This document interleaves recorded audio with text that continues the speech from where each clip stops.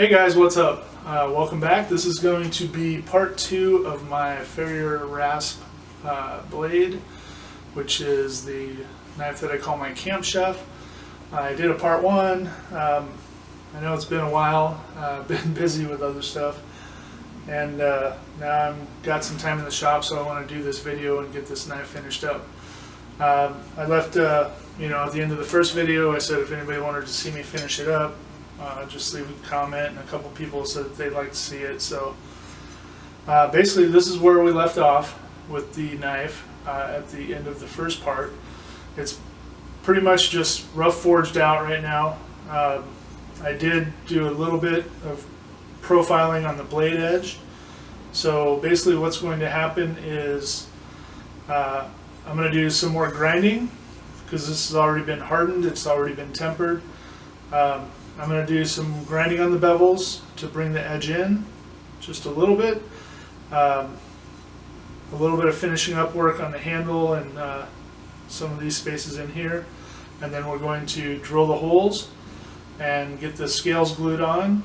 And then tomorrow I will come back and I will clean the handle up and get it to almost a finished state. I don't think I'm going to actually do show all the finishing sanding and whatnot on there, because everybody that makes knives or watches videos like this knows like all the hand sanding that goes in. I'm going to use this set of scales, and I bought these from a guy that's on Instagram. Yeah, I do that, I believe is his name. He also makes knives, and he makes some pretty cool scales too. So this one is like a triple dyed and stabilized set of burlwood. It's pretty cool looking, has like some bright oranges and kind of bluish greens, and then there's a little bit of purple in there. I'm not sure how much I'm going to be able to get on the blade, but I'm going to try and get mostly the bluish greens and the reds. I think the purple will probably get cut out, but somewhere along that size. So that's going to be it. So that's what we're going to do in this episode, and I guess let's get to work.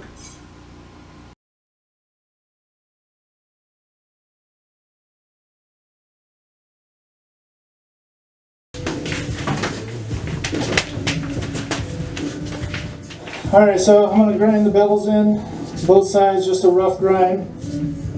Let me do a little cleanup up here on the back. Cool.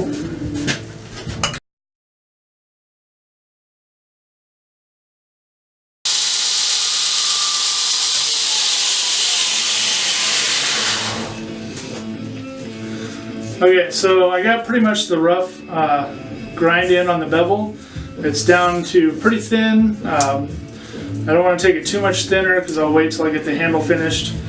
I did a little bit of cleanup back here. I'm going to do some additional. I'm going to switch to my small wheel attachment and then clean up this finger hole, and then a little bit of this profiling here, and then I think we'll be just about done. I usually leave these really rough. I'll do the rough grind. This is a 60 grit belt, Combat Abrasives. I think this is just one of their shredder belts.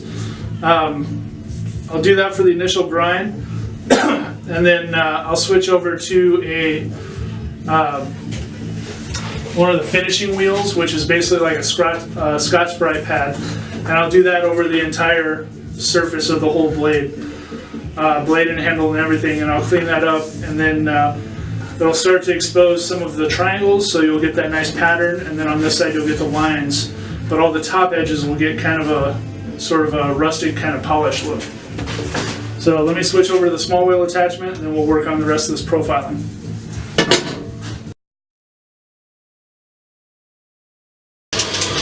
Okay, so I got the finger hole. I made it a little bit bigger because it was kind of small. So I know my hands are sort of big, but I try to do sort of like a medium grip, I guess. I know not everyone has hands as big as mine. Some people have bigger hands, a lot of people have smaller hands, so basically that's it for that profiling.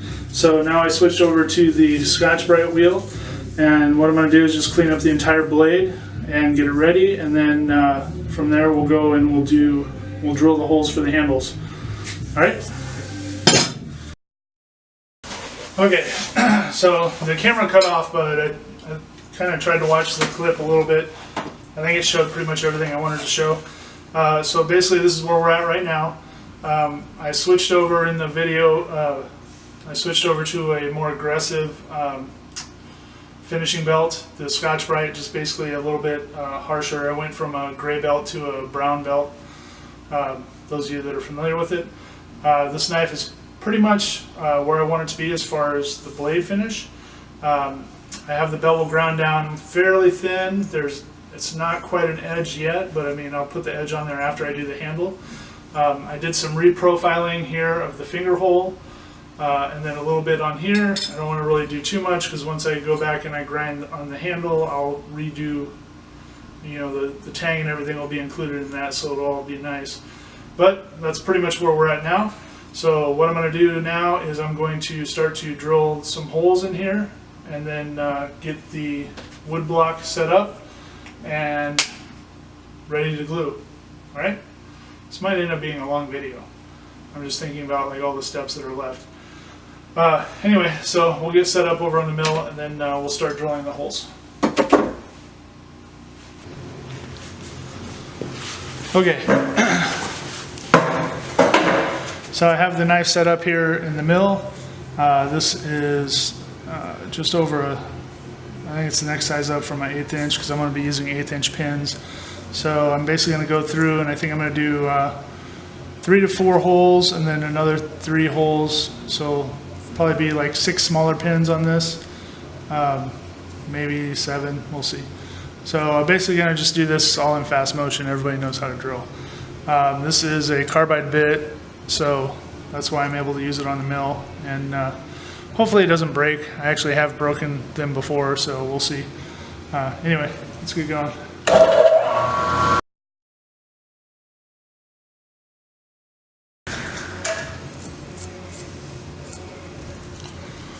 Alright, so ended up doing 7 holes. There's 4 across the top of the handle, 3 across the bottom. These ones are in line. These 3 I kind of offset a little bit just to kind of go with the flow of the finger hole. So that's it for these. Now it's time to transfer them to the handle material. Okay, so what I generally do from here, you can see the 7 small holes there. So this part is where you want to kind of try and lay out how you want your scales to be. So depending on the type of scales you have, some may have, you know, hybrid in them or pattern or, you know, something like this. You want to basically place it, you know, to where it fits the knife, and so that you get the best optimization of the handle material that you're using, whatever it may be. So I want to try to get as much of this blue in here as I can. So I'm going to put this on the top, and that's going to be basically the spine of the knife. So probably going to end up losing out this purple. I'm not a big fan of purple anyway, and there's also kind of a large crack right here. So I'm hoping to, I mean, it's filled, you know, you can see that it's filled with resin, but I just want to hopefully avoid that. I guess I could probably go fully on the back side. Nah, I need this top edge. So basically what I'm going to do is I'm going to line up the knife on there, and then what I do from here is I use my can't twist clamps, and these things work great for when you're drilling out handle material because they hold everything just nice and solid. So I want to get this lined up to where I want. I think about right there is good. You want to try to place the clamps so that they won't really be in the way when you're drilling. So I like to try to place them kind of to where it's not directly in line or too close to any of the holes I want to drill, because when I put this on the little drill press, I'm going to use 1, 2, 3 blocks, and I need to be able to get them in and around to maneuver this. Alright, so those are clamped. And then one thing that I always do too when I'm laying up my handles is I put a Sharpie mark around the outside of the handle. This will help after when I pull it off so that I know where to rough trim the handle to before I get ready to glue it on. This backside, probably, I don't even need to really mark that. And then you also want to get an idea of where you want to cut the handle off, because you'll need to address that before you glue it, which we'll talk about when we get to that point. But I generally do something like a tick mark to where I want to have my cut line. Sometimes I'll do a radius, sometimes I'll do a straight cut. It just depends on, I guess, what I feel like at the time that I'm making the knife. Alright, so this is set up. Now we're going to switch over to the drill press and drill out the holes in the wooden scales.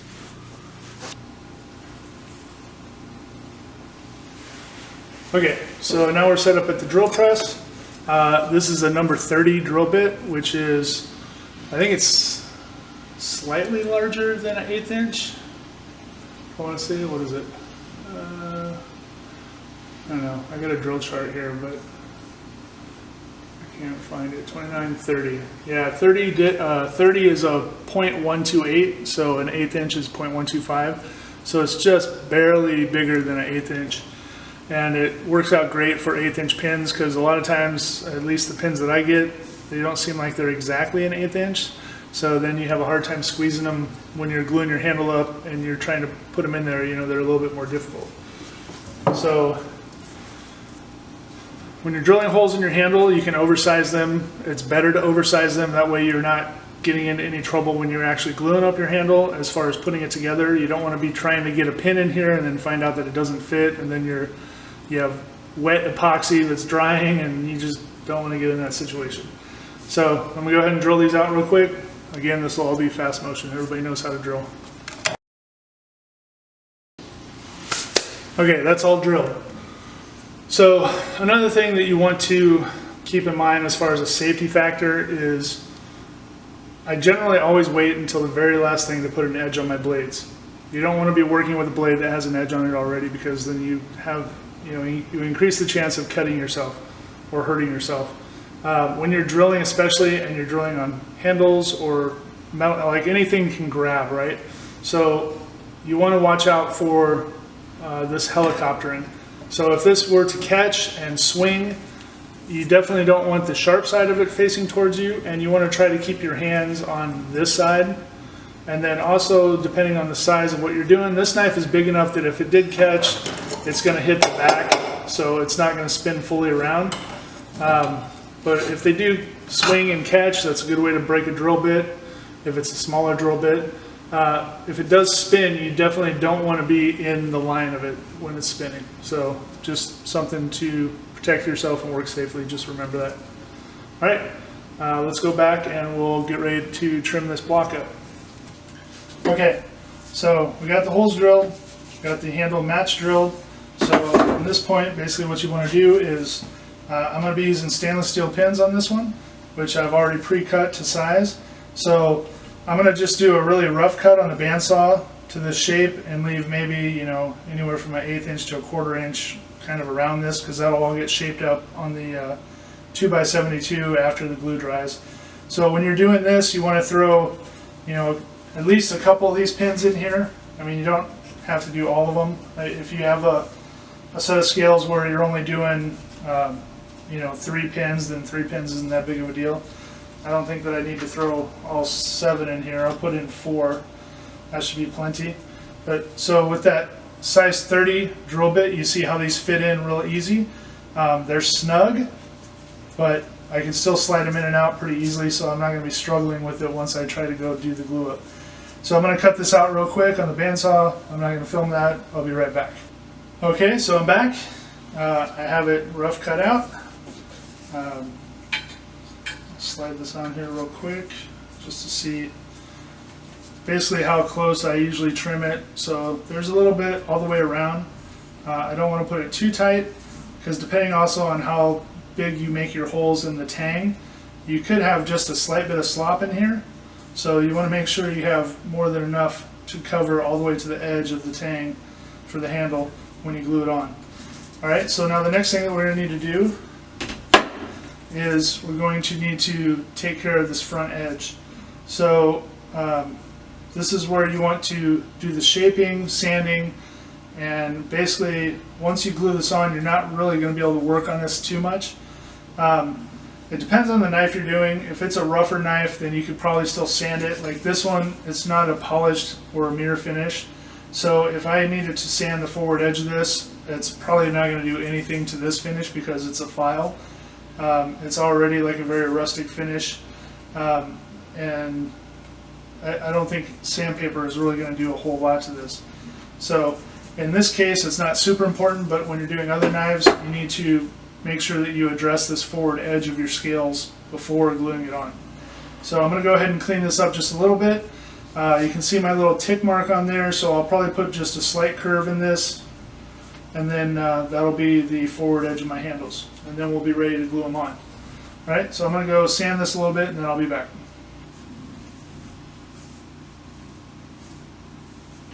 Okay, so I got the front edge of these scales cleaned up. Probably is not going to show up super well. Basically what I do on the front of these is I just take them through the different grits, starting with like a 120, 220, up to 400, hit it with a Scotch-Brite, and then I just put it on the buffer. So basically that's pretty much a finished front edge. I'm actually working on a couple other knives in tandem, so I got both of these up to that same point. So everything's ready to glue now. So I'll set up for the glue and then we'll do that.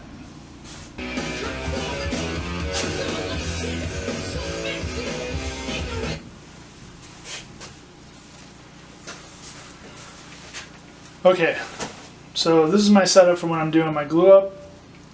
I use a piece of wax paper just to kind of keep my bench clean.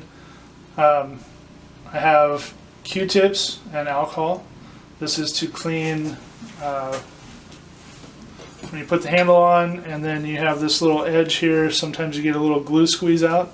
So I use the Q-tip with alcohol to wipe that, and then I use the dry end.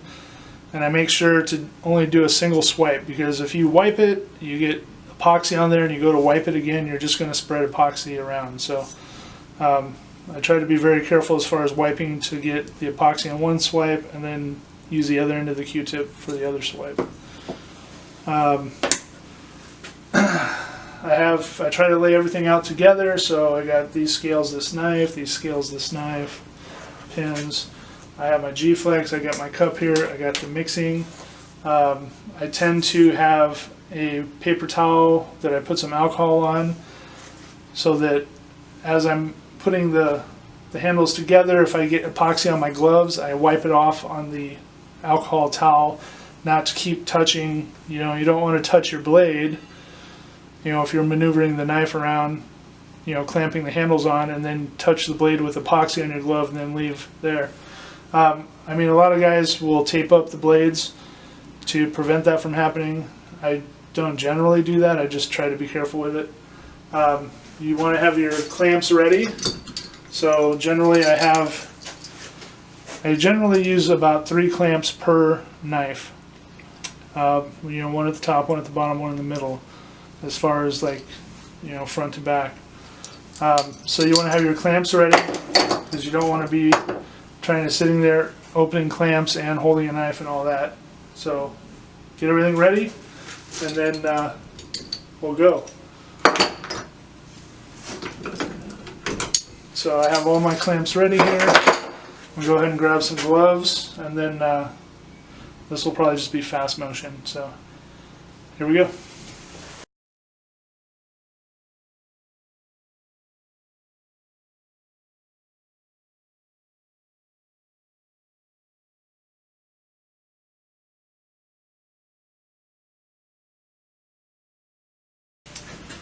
Okay, so everything's glued up. I wiped all the front edges. The clamps are all on. As you can see on the video, I had a little trouble getting this one together, but it ended up going together okay. For whatever reason, one of the pins was binding. I guess because there were so many pins, I don't know. But everything's on now, everything's tight. So basically this is going to sit overnight, and then I'll come back tomorrow and pull this apart, and we'll do the rough sanding on the handle on this one to finish out the video. But that's going to be it on this one for now. I'll see you in the morning. Alright, good morning guys. It's the next day, and the glue is all cured, handles are done. I got all 3 knives pulled apart. So basically what's going to happen now is I'm going to do the rough up of the handle. Basically go cut all the pins flush with the handle and then start shaping the handle. Basically getting it to close to finished form. It'll be right up to where the next step would be hand sanding basically. So I'll get it up to that point. That'll finish up this video. I don't think anybody needs to watch me do hand sanding on a handle for a few hours. But that's it, so let's get into it.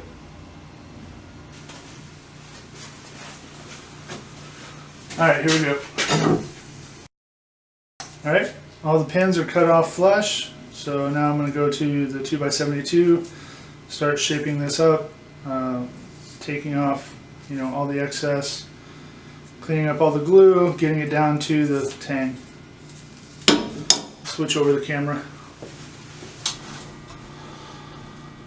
Alright, so I'm getting ready to grind in the handle, rough grind. I usually start with like a pretty high grit belt, 60 or 120. Again, this is just for rough grinding, and then when I go to hand sanding from there, I would go to start at like 220 and then just work my way up to however high of a finish you want on the knife. I have finished a couple knives, or a few knives, strictly on the 2x72. You could do that as well, depending on the shape of your knife and everything, and if you're able to finish it out, and then just work your way up the grits on there too. It's whatever works best for you, I guess, is what to try. And then of course when you're grinding handles, it gets really dusty, so make sure that you're wearing some kind of mask or respiratory protection. I also like to run, you probably can't see it on camera, but I have my shop vac hooked up, going right under the wheel here to try and suck up some of the dust. And then I'm going to have my mask on as well. So let's get started.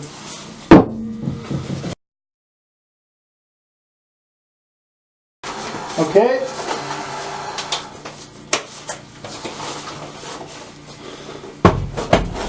Alright, so basically what I did is I cleaned up the sides, and then I did the rounding on the top half of the handle, and then a little bit on the butt.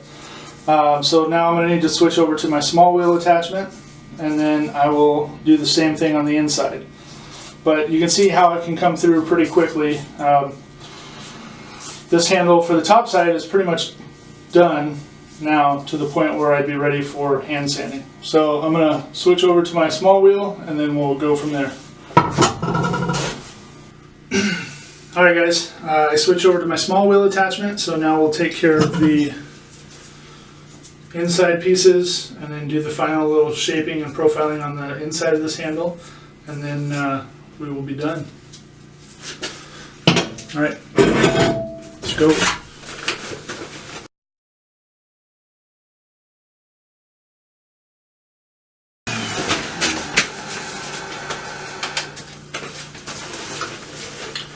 Alright guys, that's it, I think, for the rough grinding.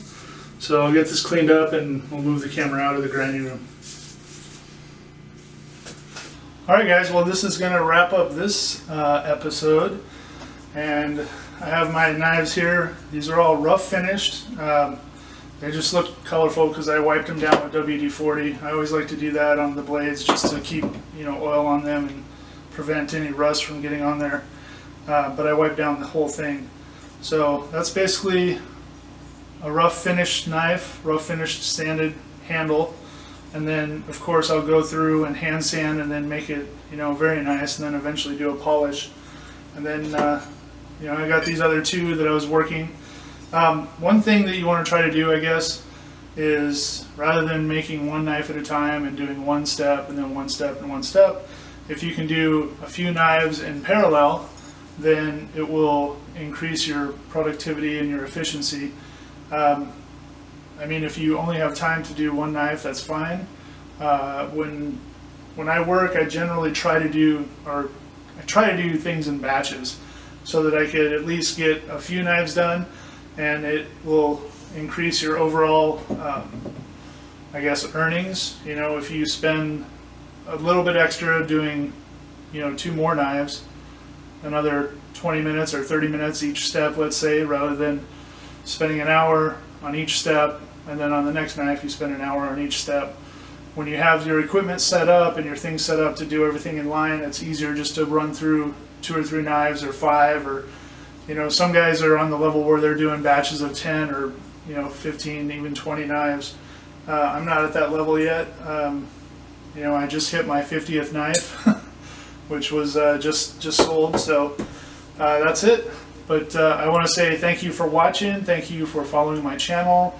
I would appreciate if you subscribe if you haven't already, and if you hit the like button. Alright, I hope you guys have a good day, and I will talk to you later. Bye.